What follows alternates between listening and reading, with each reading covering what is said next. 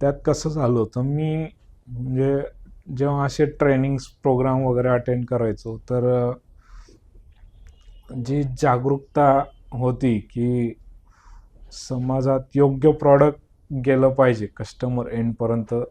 ते आता ॲडव्हर्टाईज वगैरे, पॉलिसी बाजार वगैरे अशा ॲडव्हर्टाईज वगैरे ज्या करून म्हणजे कस्टमर ऑलरेडी माहिती असतं. हम्म. म्हणजे तेच स्वतःहून सांगतात की माझा 1 कोटीचा तो 524 रुपयात इन्शुरन्स करायचा आहे, तो टर्म कसा इन्शुरन्स. आहे, काय आहे.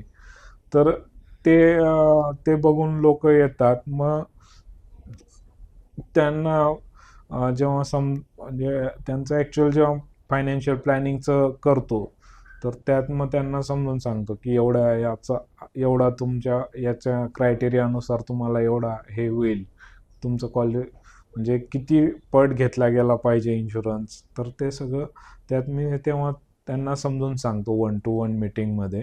बरोबर. नंतर हेल्थ इन्शुरन्स काय महत्त्वाचं आहे, नंतर SIP का महत्त्वाची आहे. आणि यात जे जेव्हा मी ॲज अ फायनान्शियल प्लॅनिंग करतोय, करेक्ट. तर माझंही स्वतःचं हे पाहिजे. म्हणजे जेव्हा मी क्लायंटला जो प्रॉडक्ट पिच करतोय, त्यात स्वतः समजा त्याने उलट उत्तर केलं की तू हा प्लॅन घेतलाय का, तर करेक्ट. म्हणजे तर तशी गोष्ट म्हणजे बघितली त्या दृष्टिकोनातनं, तर LICचे जे प्रॉडक्ट होते, तर ते सगळे माझ्याकडे नव्हते. म्हणून मी ते ॲज अ ॲडवायझर म्हणून ते त्यांना सजेस्ट नाही करत मोस्टली.